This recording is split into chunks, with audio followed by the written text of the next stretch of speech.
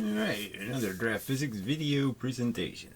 This one a little bit different. I'll try to make a video in some kind of brief way to, well, I mean, it won't be brief, but just to get us to as many subjects as possible. To Baldy Catz, just explaining what my purpose is. And he says he's not going to charge for his time, and asked me what I'd like to discuss, and I gave him a comment responding, the foundations of quantum mechanics. You could just go, you could just name all the subjects, I suppose. Any one of them will do, because all of the physics is, you can just break it down to a simple mistake, okay? Just like they got plus and minus wrong by a simple mistake. Benjamin Franklin just didn't have enough information, and he made he got the right idea that they're inverse forces. He just didn't get the labels right. And in a sense, there was a time in physics where it really just comes down to this simple argument. Does the universe do this? Straight line, point A, point B. Or does the universe do this? Does something naturally wave? Does something does this all by itself? It does whatever that is. Or does it go into existence and then pop out of existence over here and then pop into existence down here and do this kind of crap? And yes, okay, you have some experiments that say, oh yeah, it's a whack-averse. Things happen that just don't look right. But they're simple to understand the mistakes made. And you can explain the stuff where, oh, it doesn't really disappear. It hits something, like a cloud chamber. And, this happened over here and this happened over here. And you can't really see this one over here. Blah, blah, blah. You can figure it out. But the real game is that everything is just doing this straight line thing. So you can go back to the simple arguments I've made about the understanding the difference between a line of force and a, so if I took two charges and I put them right next to each other, even though it's impossible, but I did it. The real, Maxwellian math is going to tell you these two things are radiating, okay, and they're radiating something fundamentally different in the sense that if I put an electron here, okay, it's going to be affected by one force causing attraction, and this force somehow causes repulsion. But this is what it's doing. There's straight line force. And then they'll take this line and they'll say, well, what line does it travel? What path does it travel? And they'll draw the path the electron would travel. And they'll say, that's a field line. And then they'll draw this elaborate bunch of shaped lines going around, and then they'll say these lines, see these curved lines are somehow the real force lines. When no, they're what an object does when it's being affected by the force. But the force are these straight lines, okay? They're all straight lines. The universe runs on straight lines, and this is their fundamental error. So this isn't so much about the fact that I have a competing theory that explains everything. It's really simple. I'll just go through it. It's 2 plus 2 plus 2, okay, plus 2 physics. So all you need is two kinds of force, a plus force and a minus force, and then two kinds of objects, a minus object and a plus object, okay, protons and electrons. Neutrons are just a composite of the two. And you need an inverse reaction between the two forces, and so you just have two interactions. One interaction causes a perfect reflection, that is, if something's trapped between two electrons, yeah, you can see that. And this is the negative force. The force will stay in between the two and just bounce back and forth. If I have the same two electrons and I put a positive force between them, the positive force will leak out one of them. Could be this one, could be this one. It'll leave perpendicularly and there'll be no momentum. The momentum goes this way, sideways. The object will move this way instead of moving away. In this case, they both move away from each other, but you're creating more pressure between them. Okay, so all you need is two interactions. One interaction is a reflection. The force leaves the opposite direction it came. Eventually, it leaves that way. And the other reaction is the force goes in and the force leaves perpendicular and momentum goes this way. That's all you need. 2 plus 2 plus 2, you're done. Okay, everything in the universe can be described and defined by understanding that these little force bits always travel in a straight line. They're indestructible. They never stop moving. They just hit objects and push them. Okay, so if this object hits this object, it pushes it until some other object hits it and stops it from being pushed anymore. And that's it. The whole universe is made out of this stuff. Simple thing. And so this all started with the fact that I always knew it was woo. You know, as a kid being told these silly stories about this thing being a photon. Okay, forget it. And I said, what are you talking about? Photons don't know how to do this stuff. They don't know anything about that crap. They're dumb as fuck. They do a straight line thing. Photons can't be that crap. And then the point was is that we know photons have to have, you know, there has to be some sort of length dimension to it. It's a length of something. It's a ray, okay? It's not a frickin' wave. So again, the real duality isn't particle wave. The real duality is ray wave. That's the problem. Understanding the difference between a ray, okay, versus a wave. VE, yeah. That is the real story of physics' tragic failure, where it just lost. It got the wrong answer and is on a road nowhere, because it's got the fundamental reality wrong. Straight line rays run the world, run the universe. That's what it runs on. All right, so so I 10 years ago decided to get a little more serious as the people were touting all this bizarre two-slit crap and everything else, and all these Copenhagen radar crap and then many worlds. I'm saying, no way, this is the right answer. So thinking about photons got me to gravity. So the first thing I ended up thinking was that gravity, okay, kind of a simple idea. I said, well, what if it's particles? What if it's photons that don't have a frequency? You know, cosmic background radiation style stuff that's hard to detect, stuff that we still can't detect, like gravity. You know, I can show you the gravity experiment, right? The chalk falling down. I can't see the force that's making it happen. Still can't see it. I know it's there, though. So anyway, so I redid Fadio and Lesage's conclusion. I didn't know who those people were. Never heard of mock gravity. But I draw the conclusion that, yeah, hey, look, if you put straight line force in the universe, okay, around everything, just have a bunch of little BBs going straight lines, and the key is straight lines, right? Straight lines can't go around the object and hit. You end up with these shadows. The shadows create an impulse for the objects to move, and it sort of explains the game. Now, obviously, gravity is a little more complicated because, obviously, you don't fall into today's gravity. You fall into yesterday's gravity, so to speak. The gravity is being created by the Earth itself right now. The stuff below me is now creating gravity, blocking energy, absorbing energy. And by absorbing the energy, it doesn't hit me. I'm not making that happen for me. I'm making that happen for somebody who's outside of me. Okay, somebody who would be above me would feel my gravity. I can't feel my own gravity, the gravity I'm causing. So obviously this whole problem where the object moves out of its own gravity isn't a problem, because the gravity you're falling into is the gravity already being made by the objects. Already, the mass that's already in the object is already absorbing energy.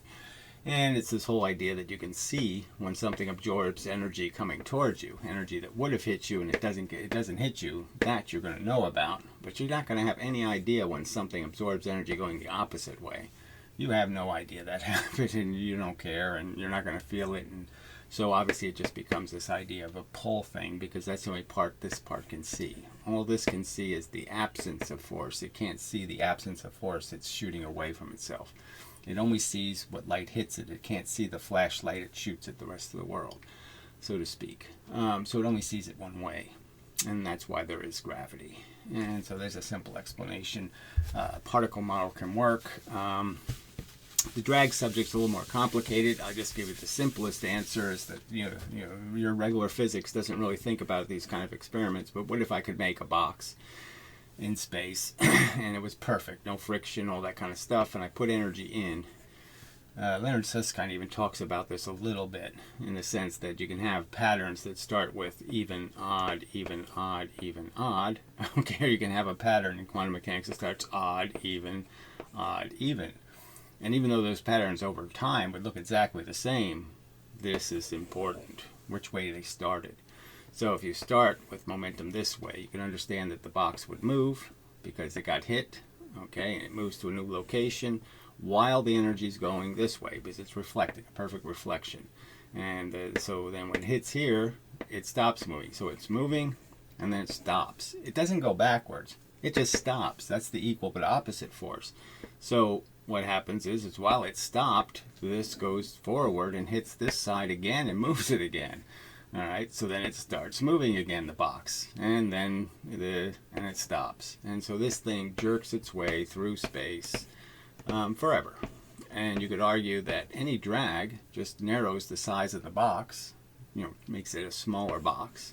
And by making a smaller box, you increase the energy by increasing the number of interactions happening on the surfaces, and therefore you overcome any drag problem. And that's what complex nuclei are capable of doing. Helium nuclei is capable of doing that because it's a structure of a proton and 2 electrons. And what I would argue is the energy is bouncing between the 2 electrons, okay? And it's creating energy in this direction. And the proton merely diverts the energy, and the proton goes this way and it goes that way, but it doesn't do anything else. Okay, it doesn't do anything to counterbalance the energy, so therefore there's more energy in this direction, less than that. And depending on how close you bring these two things together, like a governor, you'll change the speed at which the helium nucleus can travel. All right, anyway, I'm just saying I have arguments for these things that they use to dismiss the rational straight line theory and instead chose to go with the wacky, curvy, blah, blah, blah theory. All right, so the sage gravity works. You just have to think about it. And they didn't bother thinking about it. All right, so then you get on to other experiments, like the Two Slit Experiment. So I've been spending, years and years thinking about this stupid experiment. And they just confuse you with so much misinformation. They draw it wrong. They'll draw the waves like, oh yeah, it creates a clump over here, and this one creates a clump over here, when there's only a millimeter of distance here. Okay, there's not going to be clumps anywhere over here. The 2 clumps are going to be right on top of each other. They make this argument that there's some place where there's light. If I open one slit and light's going to this location, somehow if I open this second slit, right, it was closed, now I open this slit, all of a sudden this interferes with that and this becomes 0.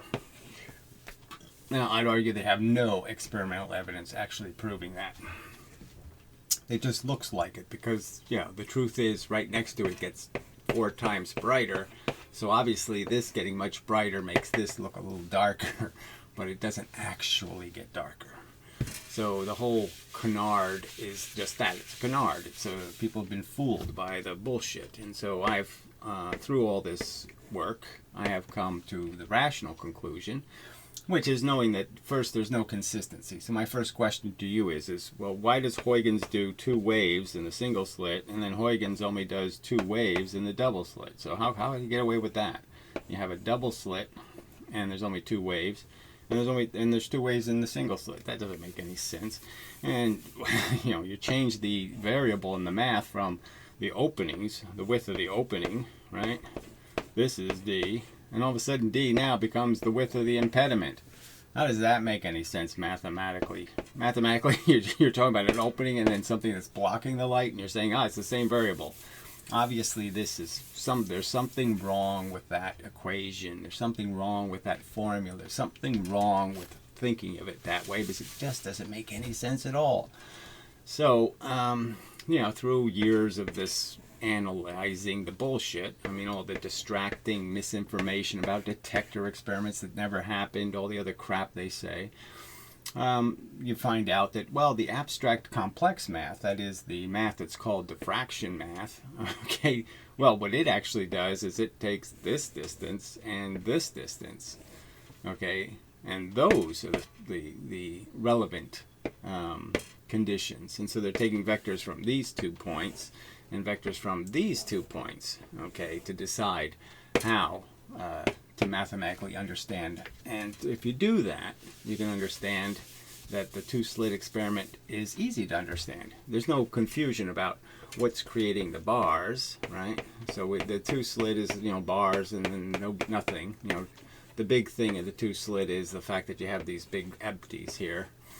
And it's, the implication is that there's an envelope pattern. Well, you find out the envelope is being created by these two surfaces. The smaller the surface, the wider the pattern. So these are the bars of the very narrow middle impediment. And the little bars are being controlled by these two surfaces. Very wide, long distance. Big distance equals little pattern. Little distance equals big pattern. Okay, and that's the relationship. And so all I have to do is vary the size of these outside surfaces, and I can make the slits, the little bars any size I want, and vary these two surfaces and make the envelope any size I want. And that completely controls the experiment, because the experiment's really about point sources. There's 4 point sources, so for every location, there's 4 ways to get to any location. You know, the 4 ways. This way, this way, this way, and this way. These are the point sources. They're deciding when they're in phase. Then you have light. When they're out of phase, you got no light. So at this point, neither this is in phase nor this. Neither one is in phase, so you get nothing. And the key is that if you do the experiment with the right amount of light, if I was to open just one slit, okay, I'd get a very dim pattern. If I open the other slit, very dim pattern. But if I open both slits, now I've got 4 point sources. So it's, 2 point sources plus 2 point sources, and it equals whatever. You can say 2 plus 2 equals 4. Okay, you can say 2 times 2 equals 4. But regardless is you maximize how many point sources really are you're just sitting there adding up parts. Now, the key to understanding all this was understanding polarization. And then you get into like the 3 filter experiment. Okay, you put a filter that way, you put a filter this way, and then you put a filter this way. And the big mystery is, oh, it's quantum impossible, because the light that, only 50% goes through here. And if I have it this way, then 0% ends up out here. But if I put this third filter in, somehow I get 25% or 30%, whatever, 22%, some kind of percentage. How does that happen? That's still in the magic, because the light's supposed to be being blocked and absorbed. They think these are little antennas that are absorbing the energy, some kind of nonsense. No, it's just breaking the photons, because photons are just little bits of quanta. Okay, and the polarization is how the quanta was produced, and the polarization is proportional to the frequency.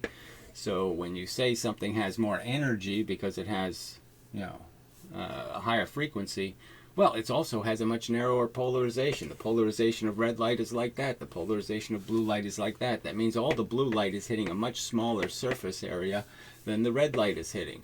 So you have, another way of understanding why blue light is stronger than red light. Well, it's because blue light hits a smaller area and heats it and affects it and creates electricity and all that kind of crap. And the polarization is just a fact of how it was produced, just like every other antenna. Atoms perform the task, and so you have a row of 1,000 atoms or so, or whatever the number might be. And the point is, you run electricity through them, you jolt them. You bang them into each other, and what they do is they individually create a quanta. Each one creates a quanta. So this quanta, by the time this quanta leaves, this quanta is here. By the time this quanta leaves, this quanta is here, and this quanta is here. So they end up just creating this pattern in space where they're polarized in distance, and they have a frequency in the other direction. So they have essentially 2 frequencies. The polarization is one frequency. The frequency is the other frequency. And so if you understand light like this, then you can explain why it gets through the filter, because all you're doing is Xing one piece and moving it to some other location. So you're changing its phase. So when they go through here, okay, some of the photons, if they're polarized in the wrong direction, some bits of that photon will get phase change, because the filter is really just a choice between one, I should draw it like this. Okay, one phase change versus, so you have 1x phase change here, you have 2x phase changes here, because you're going through twice as much film. And that's what the polarizing film is. The bars in the polarizing film, the bars in the polarizing film are really just places where there's twice as much polarization change. Phase change. So you have a 2x phase change versus a 1x phase change, so you end up moving pieces of the quanta to the wrong location. And then what you can do is put another filter in, and guess what? You can move the other pieces back. Okay, and now they'll line up again, so you'll restore the frequency. Okay, so what you're doing basically by a phase change is you're taking, and you're only doing it to a quanta at a time, you're moving a piece of quanta here. And so now this frequency is broken, and it can't be received as the right frequency because it has a giant break in it. But if I can move this back to the right phase, or I can change the phase of these, then I can restore the right order and restore the frequency and restore the photon.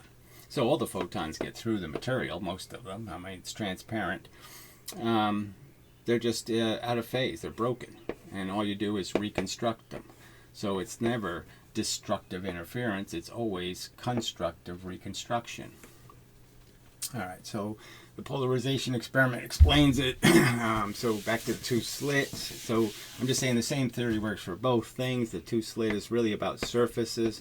Surfaces have electrons on them. As you make the surfaces closer together, you increase the likelihood that the photonic pieces of energy will end up hitting, some of the quanta will be broken because it'll hit these walls, and some of the quanta are going to be scattered in all these directions by the electrons on the surfaces. And it's so the photons go everywhere. The broken pieces, they go every single place. But yes, some places they get reconstructed on phase, some places they don't. So when they're off phase, there's nothing. When they're on phase, the pieces, you get something. And that's all that's taking place. And maybe if they film the experiment using infrared camera technology, they would see that there's heat here, and there's heat here, and there's heat here. Stuff is hitting here. Okay, it's just not in the form we can visually see, but it's still broken pieces of photon. Photons that a frog could see are still hitting these locations. Little pieces, okay, broken hunks. Okay, but it's not enough in phase for you to see the photon, but it's still hitting there. It still would create an energy response, and we could probably detect that, but they've never even bothered to be a little bit curious. I don't see anywhere that anyone ever took an infrared image of a double slit experiment. Something that you think they would have done sometime or other. But anyway, so that's the argument is that there's no mystery here. We don't need Copenhagen. We don't need all this interference. So then I can compare it to the radar experiment. So I can say, look, here's another example of the interference that's just completely bogus. So you send the same frequency to two dishes. The idea is that the two signals interfere with each other in space, and you end up with the pattern. Well, the logic is fails in the sense that they know the geometry. So if you did just draw it as straight lines, and you did draw it as phase, you just measure the distances and say this line is on phase, off phase, it's exactly the same for jamming.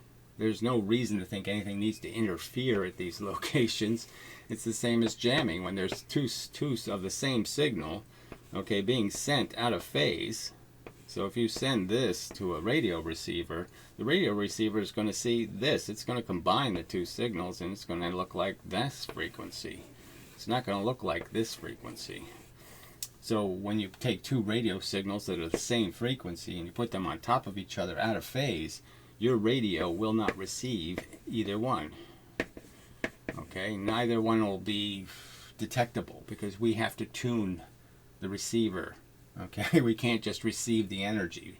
But if they receive just the energy, just the microwaves, the radar, they would find that, okay, if it was 10 gigahertz, right in the center of each one of these off places, okay, there would be a 20 gigahertz signal. Okay, they could probably detect that. Okay, so right in the center, there's going to be a 20 gigahertz signal. But they never tried that. And the point is if they just did it to detect the radar, the fact that there is energy, they would see that nothing broke these pieces. So let's understand they're not really, this isn't broken photons. Nothing's breaking. There's no slits here. Nothing's getting broken. Nothing's getting scattered. So the truth is, if you just look for the signal, okay, and understand that the two dishes are breaking, in the sense of they're putting our radio receiver can't see those two signals sent at the same time at the same frequency when they're out of phase. And that's all there is. Okay, but the energy's still hitting here. Microwaves are still getting here. So if they did the test by just detecting whether there's microwaves present. They would detect microwaves. All right. So I'm just pointing out that this is all consistent, blah, blah, blah, blah, blah. And there's no woo necessary, just straight line forces, watch where they go, blah, blah, blah, blah, blah. All right. So there's probably others, so if I think of it, I'll bring it up. There's other experiments, blah, blah, blah, other points about wave interference. So yeah, well, we could do the interferometer thing. So LIGO, okay, claims that what they're accomplishing is the same as viewing 1/10,000th of the width or size of a proton. All right, incredibly small objects. It's not even a nucleus, not an atom. It's the frickin' proton inside the nucleus, a tiny thing, and they're saying 1/10,000th of that distance they're measuring. Well, I would argue, how the hell can they do that when you can't hit a mirror, right? There's no such thing as, I'm going to hit a mirror, and this is the exact location in space, okay? I mean, I could give you whatever, longitude and latitude to 1/1,000,000th of a decimal place or something, you know, 10 to the, 50th decimal places or something. You can't do it, okay, because the surface of the mirror, every time the light hits it, it's going to go in it a little bit different. It's going to hit the 5th atom deep here, and then it'll hit the 7th atom deep, and who knows, even the best mirrors are still doing that. You can't hit this surface atom each time. So it goes 1,600 times a variable amount of space, 0.5 nanometers worth of space. It goes deeper or less each time. So 0.5 nanometers of, well, no, 5 nanometers, let's say 4 nanometers worth of variability per interaction with a mirror. Well, let's just say 5 because it's a good number. You could add up that pretty quick. 1,600 times 5, big giant number. There's no way your light beam now has a length that you can be sure of. The length is now varying by hundreds of nanometers. Okay, and you're comparing two light beams, the length of two light beams, and you're saying you can measure 1/10,000th of a proton with the difference between those two light beams. Well, you can't guarantee, hundreds of nanometers worth of distance have been wiped out by each time you hit the mirror. You threw in a huge amount of noise, a huge amount of variability. How is it rationally possible? Now I can get into the whole idiotic notion of a beam splitter. So they say, oh, it's a 50-50 mirror beam splitter thing. Yeah, well, we know that's a crock of shit right on the face of it, right? Because we know the glass itself at a 45-degree angle is going to reflect like whatever 15% of the light. I don't know. Looks like it to me. If I shoot a laser at a plain piece of glass, I get a lot of reflection. I mean, it's a pretty strong beam. So 15% right off the surface, and then I got the second surface. Okay, well, you could say 7% for this one, and then 7% for this back surface of the glass is also going to reflect. And now you haven't even gotten to the half silvered yet part, right? So you already have reflected whatever 20%. Let's say, of the light. And you haven't even gotten to the silver yet. So obviously it can't be 50-50 silver. It has to be a lot less than 50% silver. And so then finally you hit your silver, and you reflect another percentage of light, which has to be only 25% or so. So it's only 25% silvered, which means there's 75% of it is holes in the silver, right? It's the only way it can work.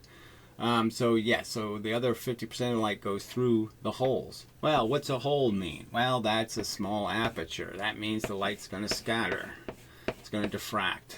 Okay, so the light is spreading coming out of this end of the interferometer, right? So the light that goes through the glass and gets through the holes, it's diverging. And the light that reflects isn't, because it hit a surface and did a nice clean reflection. So this light is still going fairly straight.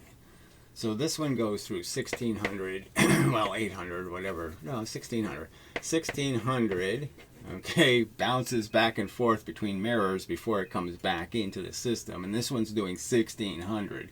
And every time it hits the mirror, it's doing this, okay, because these are angles. So it's diverging more. And so one beam is diverging through the whole experiment, getting huge, huge, huge. The other beam is going straight through the whole experiment, doesn't diverge till the very last time when you send it through this way, and it goes through the little holes. So one beam's going straight through the whole experiment and then diverges at the very end. The other beam diverges through the whole experiment. So this is hardly going to be the addition of equal amounts of light. I mean, you'd have to concede that one branch is going to be contributing a hell of a lot more photons than the other branch is, just on its face. So I'm just, these are problems with the logic of this physics. Okay, it doesn't make any sense. Well, anyway, this whole idea that somehow after they goes through the interferometer, then you send the two sources, and somehow they do this magical interference thing. It won't be magical interference. It's going to be the same argument. You're going to take pieces of photon and you're going to send them to locations, and you're either going to construct a new photon, or you're not going to construct a new one, and you're going to be creating these rings. And it's the same bullshit as the two slit experiments. Newton's rings all over again, right? 300-year-old phenomenon. Nothing spectacular. Nothing that needs a bunch of woo to explain. All right.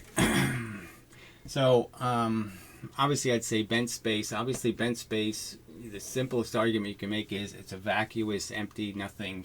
It's just saying Invisible Man did it.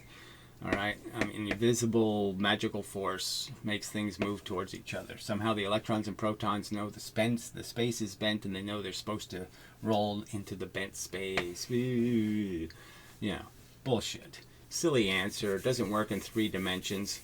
Ends up being taught just as mock gravity, and mock gravity is exactly the theory I came up with before I even knew what a mock gravity was. And so obviously you can create the same exact convergence.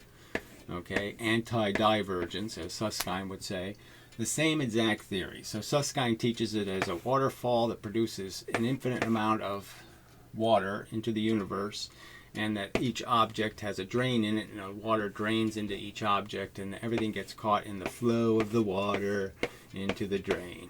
That's how they teach bent space. Okay, if they're going to teach the math, that's the math. It's a fluid dynamic. I mean, quite obviously, that can be just replaced with the simple external pressure model. It's a push universe, okay? There is no pull. So why don't you explain to me an elemental pull, what it would look like, how something elementally pulls on something. There's no such thing as an elemental pull. When there's obviously an elemental, I just banged the fuck into you and shot you the fuck out. Okay, that. Push is elemental. Pull is not elemental. There's no elemental pull anywhere. It can't be a pole universe. Nonsense. Alright, so another Einstein stupidity is this whole equivalency principle nonsense, as if all force interactions are the same. Well, they're not. Okay, I mean, gravity is a nuclear force. It moves electrons and protons. Everything has to move electrons and protons, by the way, but the point is gravity is a tiny, tiny, tiny, little tiny shreds of bullets, moving very fast. Where other times you could be moved by a big blob of matter, okay, matter moving into matter. Now, it's still going to be a force interaction, even if I have 2 electrons, right? The 2 electrons don't actually hit each other. The force between them just builds up to almost infinity, and they push away from each other. So they never really hit each other. So it's always force pushing for matter bits. But the point is you can hit something. You can hold chalk. You can have matter in close proximity to matter as an interaction. And so obviously a rocket engine pushing you in a spaceship is going to be different than gravity, because gravity is going to move your subatomic bits individually as a force, as a very thin little force, where the rocket engine is going to push the bottom of the spaceship up into your ass. So the two are fundamentally different. There's no point in thinking they affect things exactly the same, or that they're able to be absorbed at the same speed. Obviously, this kind of acceleration is going to be a lot more difficult than this acceleration. This acceleration is going to be almost instantaneous to your interaction with it, where this is going to take time to move you. All right. So then we have this, this silly thought experiment, and then, that goes with this whole light clock bull BS. So you send light across the clock. Does the light go down? No, it looks like it went down, but it didn't go down. The light went straight across. The surface of the ship moved up. The light hit a lower location. It looks like it curved. It didn't curve. Einstein says, well, we have to make it look the same, so we have a 2x increase in the effect of photons, gravity on photons. So gravity now is twice as effective at moving photons as it is any other form of matter. So everything else in the universe is affected by 1x gravity, the special photon 2x. For what reason? To make it look like it's a rocket ship, which is just silly anyway. Alright, so then to prove this, we have the famous Eddington experiment, never repeated with equal technology, even though we had a perfect eclipse, never done from space where it's really easy to do. Silly that an experiment 100 years old that got Einstein in the headline. First time Einstein was a headline in the New York Times was because of Eddington. And this stupid experiment, they never did it again. And Eddington's own experiment was crap. He was expecting 10,000 stars in his images. He got 1,000. So 1/10 of the quality, 1/10 of the quality of data. And we think, oh yeah, that's done deal. We don't need to bother. You know, we've completed our task. And then you got all these wacky, stupid gravitational lensing images. Well, the first obvious thing to say is, you know, a regular lens does this. It collects light from a lot of locations, makes it a big giant image, and then sends them into a focus, you know, so you collect a whole bunch of light. So you can basically make this thing really close to you because you're basically just collecting all the photons and bringing you all the photons. So none of the photons are lost because this is a big collector of photons, this lens.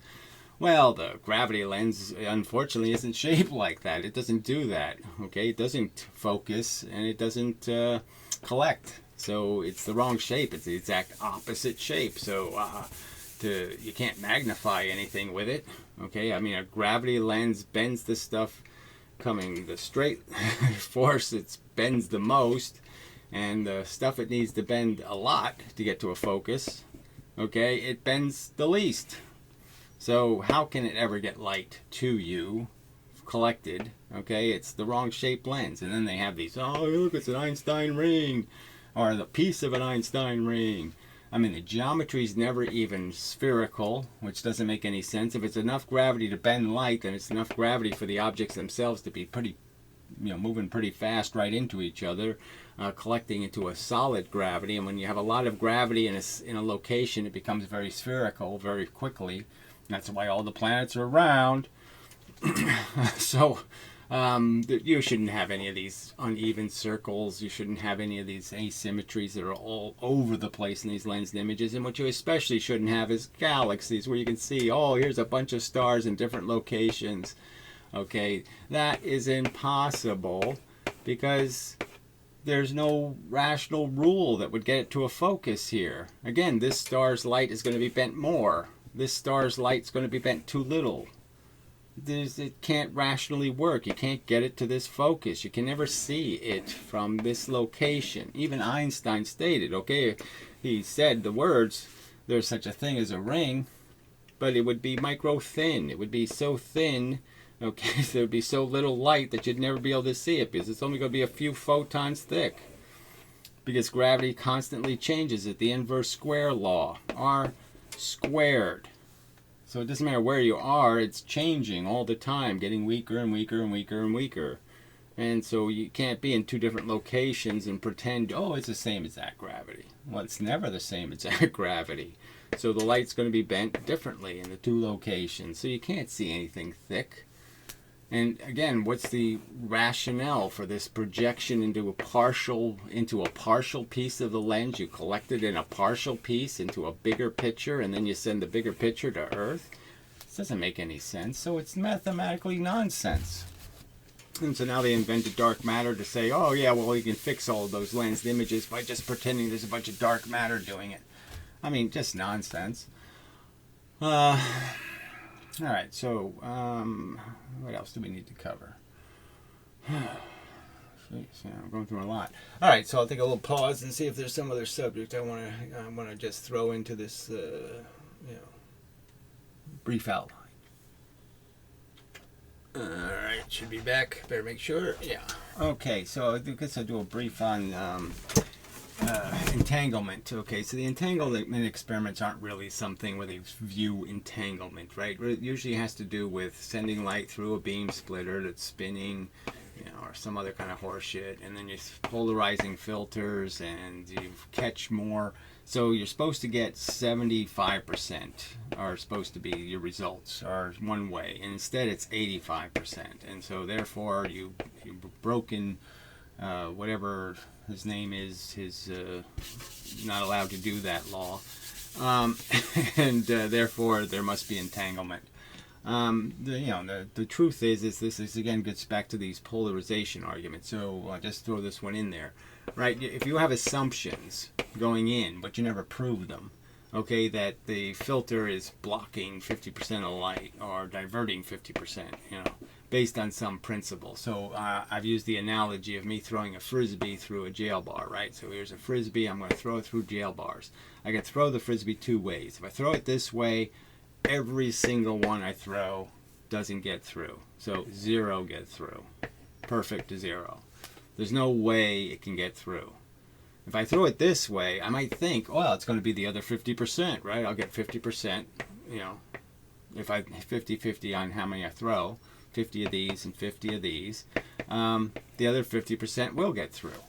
But no, the catch is every now and then I throw it and I hit the bar exactly right on the bar. So it's less than 50%, right? So if I go into an experiment with an assumption, okay, that something's 50-50, and it's not 50-50, well then you can understand why you got 85 instead of 75 as a result. So I'm just saying the assumption is that they know how polarization works, and therefore they can know what photons are doing and all this other crap. Now there's a lot of other crap in these experiments, right, where they actually say I can see the photon leaving here, okay, through a crystal, and I can see I can see its brother. So I'm going to kill this photon, right? Two of them are, you know, first off, this idea that they're produced at exactly the same time is an assumption. Okay, it's an assumption. It isn't proven. So anyways, but let's just say if it were true, you know, they're going to kill this photon, say I detected it, I know what it is, and then I'm going to put this one through some hoops. It's going to jump through some hoops, and then I'm going to pick it up over here and detect it, and I'm going to know it's exactly, you know, this one was called Jim, and this one's Jim's brother. Sure, you did that. Yeah. You know, that's a bold and extraordinary claim, very under evidenced. All right, so in the other thing was polarization. So we have entanglement. What's the other stupid thing they have? Well, the superposition, no point in even going over. I've already done the interference thing, so I'll think a minute again.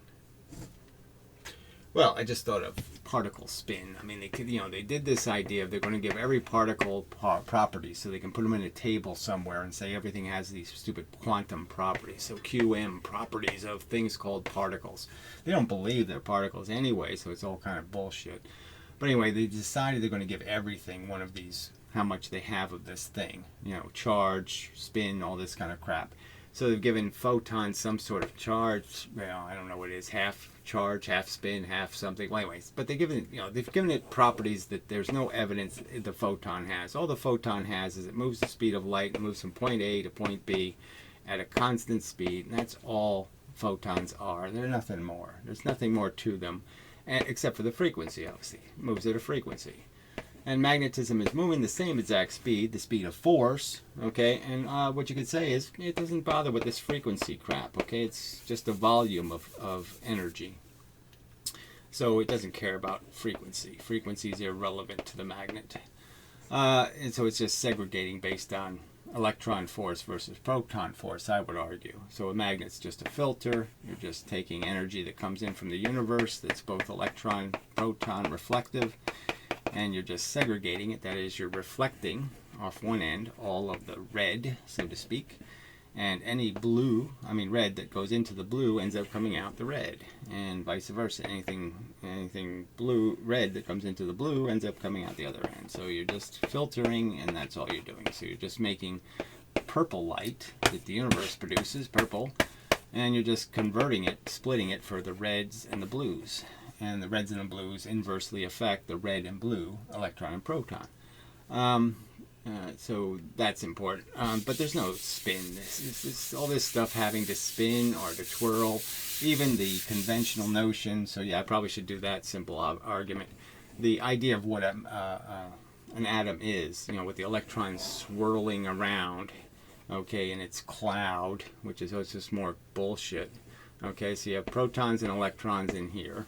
Now the nucleus is protons and electrons. The neutron is a proton and an electron. So, that's the real math. And they call it the strong force, but as I've pointed out, all I need to do to create an opportunity for two protons to get really close to each other. See, they won't get close to each other. If they're in the real world next to each other, they're going to have this reflection problem. Any energy between them is bouncing back and forth. They hate being close to each other. They're going to be pushed apart. But I can mitigate that when I put an electron in between them, because the electron will take all the reflective force and divert it perpendicularly. So the electron will dispense with all the energy that would have been reflecting. It'll all leak out, and any electron reflective energy will leak out, obviously, the protons. So there'll be nothing left between these objects, and they'll be able to move very close together. So they call that a strong force, but it's really the opposite. It's a strong absence of force. So the strong force is really a weak force, because there isn't a lot of energy involved, in the sense that beyond the fact that you've dispensed with the energy, you've moved it into the other dimension and therefore made it irrelevant to the objects that are being would have been affected by it. So anyway, so they have this dopey model, and you could, it's an electric model, the electron's going around, and the electron is somehow a magnetic dipole, okay, it has a north and a south end of some kind, and it's spinning, it has some sort of moment. Just real nonsense. But anyway, the whole moving electron thing doesn't make much sense, but you say, how can two atoms share an electron that's moving? I mean, the electron's way over here, and somehow this atom's going to stick around and say, I'm interested. No, it's going to say, fuck you, I'm going home. It's not going to hang around, but there's no electron here. It's all way over here. Now, it's a magnetic model. Electrons are in fixed locations, pretty fixed, and they're attracted to this nucleus because it's got more protons than electrons, twice as many.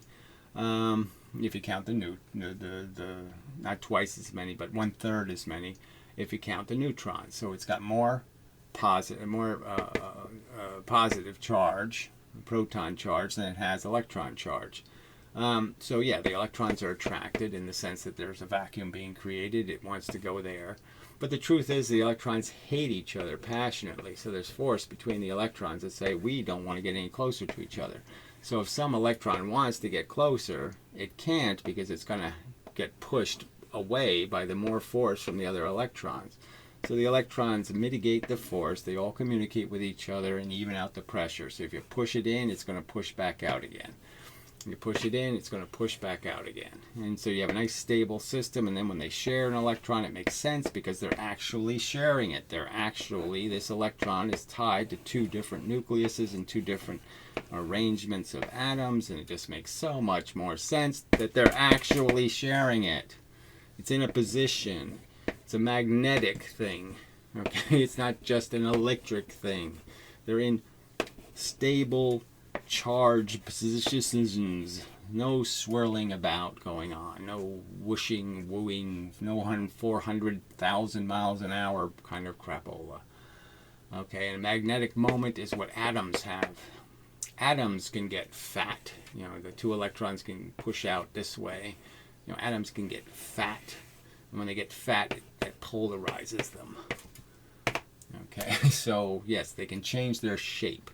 You change the shape of the atom, you polarize the atom. That's a magnetic moment. All right. Well, that's probably enough. I mean, I did entanglement, didn't I? I know there's some other subject I thought of a minute ago, but yeah, it's enough for this video. Why cram it all in? But the point is you start analyzing the initial, the assumptions. You can make it all fall apart. And it's clearly the notion of a medium and waves, it doesn't make any sense. It's all straight line force. Straight lines work for gravity. Straight lines work for charge. Straight lines work for magnetism. The forces always are straight lines. Any curved line is an illusion. It's being created by straight line force. The curved path of the Earth around the sun is being changed. It's happening because there's a straight line force from the universe and from the sun that are balancing, constantly balancing the two forces. The Earth vibrates in its orbit. Pieces of it, right now, pieces of me are going up. Right now, pieces of me are going down. And the balance is I'm stuck in this position. But pieces of me are being pushed down and pieces of me are being pushed up. And so it's a combination that ends up being, hey, I'm not going anywhere. Well, the pieces of me are going somewhere. That's how I'm creating pressure on the ground. That's how I'm sitting on this chair. The force is moving through the chair. It's actually hitting the ground. Everything is bouncing in that. And that bouncing, okay, that's the relativity argument. The whole time dilation BS. So we can do that one. So it's based on, different clocks breaking different ways. And so it's just really the argument. The only thing being proven, okay, about time is that velocity breaks clocks. So you want to break a clock, start moving it. And you can see that with regular clocks. You can see a pendulum clock. Lots of clocks will fall apart if you move them too fast. But anyway, so the point is that there's this time dilation. So I'll do the Earth argument. So here on Earth, okay, we're sitting here in strong gravity. And so in a sense, we're bouncing in the gravity. Okay, we're bouncing. Every little bit of us has to move in that flow of the equalizing pressure. And the satellite in space is bouncing much slower because it's much weaker gravity. Obviously, this is more distance. Okay, the little Elysium is a lot more distance than this big Elysium. So we're actually traveling faster if you count our real, we're the basketball. The player's bouncing the ball. The ball's moving much faster than the basketball player appears to be going. So we appear to be going 10 miles an hour, but the basketball's going 50 miles an hour because it's going all the way down, all the way back up, all the per foot, and it's moving. Its distance is 25 times more distance it's traveling. Okay, so it's going a lot faster. Whatever, I made that up. 15. Anyway, so clearly the satellite is moving slower. So even though the satellite's going 20,000 miles an hour, we're only going 2,000 or something.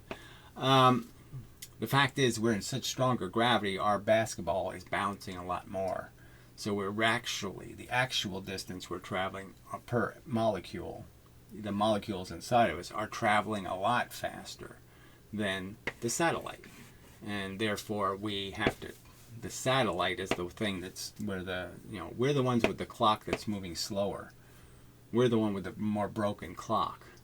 That's the irony of it, right? The satellite has to be adjusted to go slower because we're the ones being time dilated.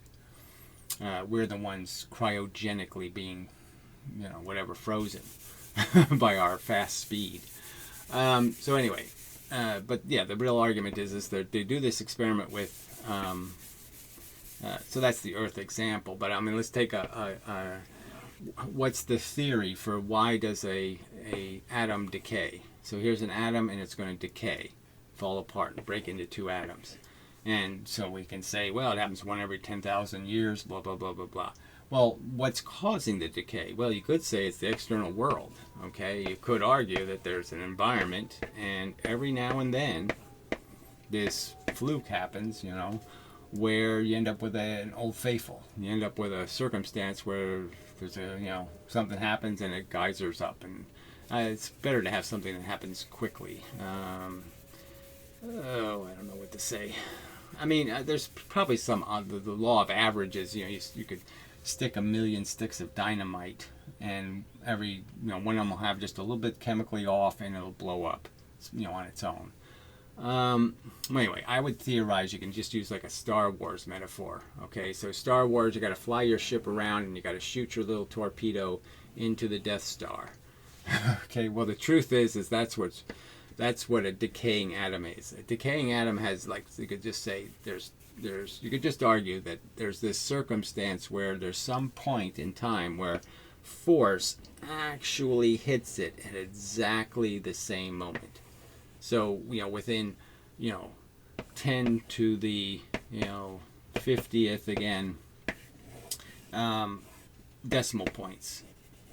So you could have, 0.00 a ton, 50 zeros before you get to the 2, where it would say, yeah, they hit it exactly the same time. And if they hit it exactly at the same time in the middle of this thing, in the force, then the neutron or the proton stops moving, because it got hit with 2 equal forces, and it stops moving for a second, and that causes a chain reaction where everything just starts to magnetically fall apart and the atom decays. So I'm just saying decay could just be some real improbable event. Like you have a tiny hole on one side of the atom, a tiny hole on the other side. You could think of it just a little hole, and a force bit gets in and a force bit gets in at exactly the same time and hits the center, and then the atom decays. And that would give you the same decay rate, right? Because every atom would have the same odds, and so you're all betting on something that there's a 1 in 10,000 chance of it happening. You're rolling dice. 1 in 10,000 chance it comes up the magic number. So you just keep rolling your dice, and obviously some guy's going to roll it now, the first roll, and some guy's not going to roll it to the last roll, right? But the variation is going to be over 10,000 permutations. So, you're going to have a lot of variation. And so each atom decays based on what the universe is doing. Now, if I move that atom with a high velocity through space, or change its velocity, well, the fact is it's moving into more force going one way. So one hole gets lots more stuff hitting it, but the other hole gets a lot less. And having more doesn't do you any good. You want to balance, because the more balanced it is, the more likely it is you're going to have 2 events happening at the same time, one from this side and one from this side. If I make less come from this side and more come from this side, that's not going to increase my odds. It's going to decrease my odds of the merger event. So if I move the object, I'm changing the likelihood of the event, the equal force interaction. And the faster I move it, the more bias I make it. You can imagine if I make it go really the speed of light this way, it would only be getting forces going in this hole. It would never get any coming in this hole, so it would have no chance of ever decaying, because nothing can ever hit it this way. So nothing ever goes in this hole, and it gets lots of stuff going in this hole, but it doesn't do any good because there's never any chance of a match. So that simple little explanation solves the problem. You don't need all this wooey time is a bent dimensional crapola. None of this horse shit. It's all about perception. Perception doesn't mean anything. What we want to know is what's the actual reality. And the actual reality is a photon always covers the same amount of distance in the same amount of time. It always behaves the same way. It's the most consistent thing in the universe is force. Alright, so that's the task here. So I started with a simple idea that this all sounds like a fairy tale, like a religious story. And I went looking for evolution, and I found it. Okay, I found the evidence for the evolution. I don't need a creator anymore. It's all a fantasy, silly story. And I can just leave it all, let it all go. Because this works. This answers all the questions. I don't need your silly, wooey God, your woo-woo-verse, your particle duality, your entanglement, your ESP particles, the whole thing is completely unnecessary. And let's point out again, all their extra particles. They're muons and puons and duons and gluons, smuons, Higgs bosons. All of that crap does absolutely nothing in this model. There's no role for it to play. It doesn't make atoms stay atoms. It doesn't do a damn thing. Okay, the stuff is never exists long enough to do anything. It has no function. You could do all of chemistry forever and ever and never run across a muon, a puon, a duon, a zuon. It's useless. It doesn't have anything to do with the basic mechanisms.